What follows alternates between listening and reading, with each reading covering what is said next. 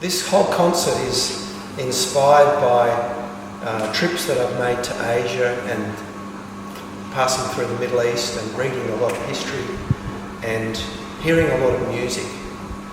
Because I grew up in Melbourne and I used to stay with my big sister who was at uni, had a house in Carlton next to the university in Melbourne.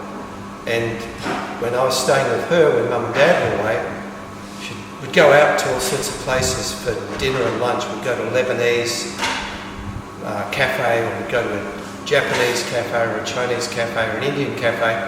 It was all cheap. Actually, it was all good, cheap student food. But for me, tagging along, what I remember the most, going to a restaurant, cafe in those days anyway, and what you hear is the music. You hear the Japanese music, or you hear the Indian music, you hear the Chinese music, or the music of Iran. And these were really deep impressions for me. And then as I was older, able to travel myself, I made quite a few journeys to places that I felt very drawn to.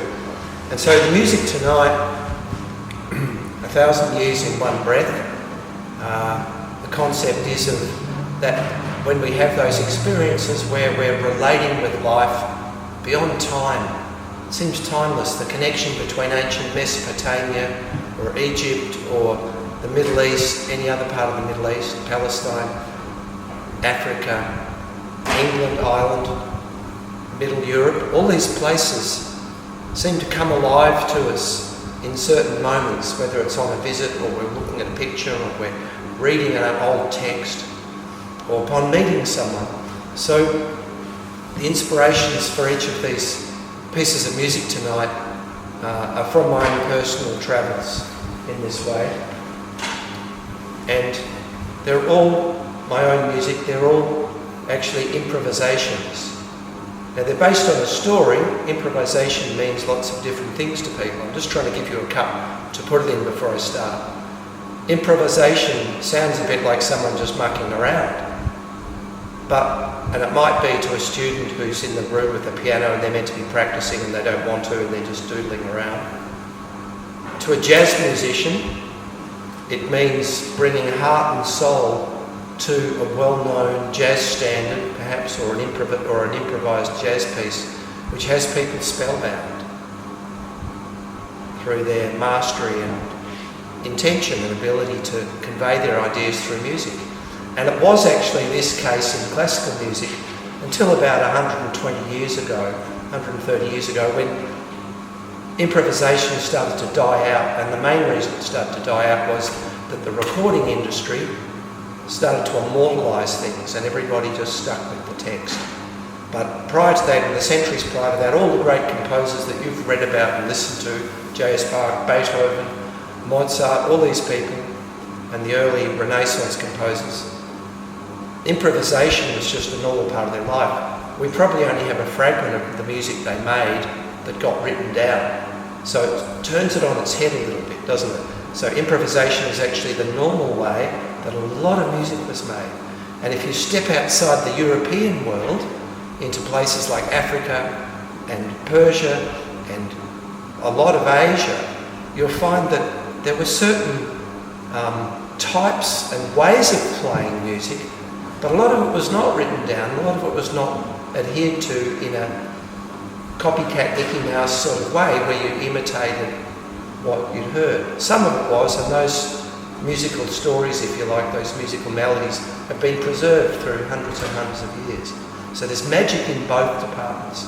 So when I do a concert, I'm leaning more towards the old classical masters, but also the ancient traditions like the shakuhachi flute in Japan, which actually originally came from China a lot earlier. It came to Japan in about the 8th or 9th century. And until about the 17th century, it wasn't even considered a musical instrument.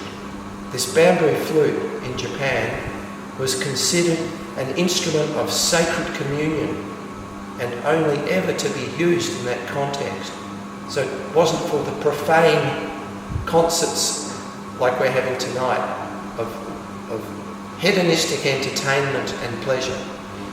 It was relegated, it's tongue-in-cheek of course, it was relegated to sacred ceremony, whether it was somebody walking alone on a road or they were sitting in a temple. So I draw on that kind of, for tonight's concert, I draw on those kind of reference points for the music. So that's why it will have a little bit of a meditative bent to it. I'll keep them pretty short. I have done concerts where the music went non-stop for 2 hours, but I'm going to give you some reference points for each of the pieces of music. They'll go for about 5 minutes each, and there's 12, so you've got about an hour of music.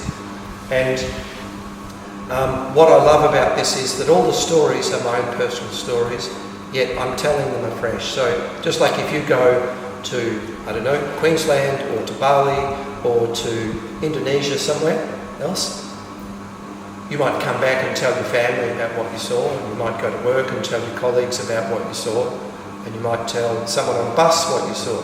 But you're not trying to stick to the same text, you're not trying to remember exactly the same words and the same word order. Of course, that would be rather strange. You're just telling it as you feel. So these are my stories told for the umpteenth time, telling it how I want to tell you tonight. And another way you can look at it is, painters have been painting pictures for, well, tens of thousands of years. There's cave paintings going back 50, 60,000 years. But in a contemporary art sort of context, I bet if any of you went to see a friend who is an artist and they put on an exhibition, or perhaps a famous artist who put on an exhibition of new works they just painted, they wouldn't be copying Rembrandts and Monets. They wouldn't be trying to do that. They'd be bringing their own pictures, their own perceptions of life, their own reflections about life through art. And that's probably a very accurate description of what you're going to hear tonight. So this is like my painting exhibition. These are my little 5-minute paintings in sound and music. So I hope that's some help and helps you not go to sleep. But if you do go to sleep, it's a good sign, because you probably relax and enjoy.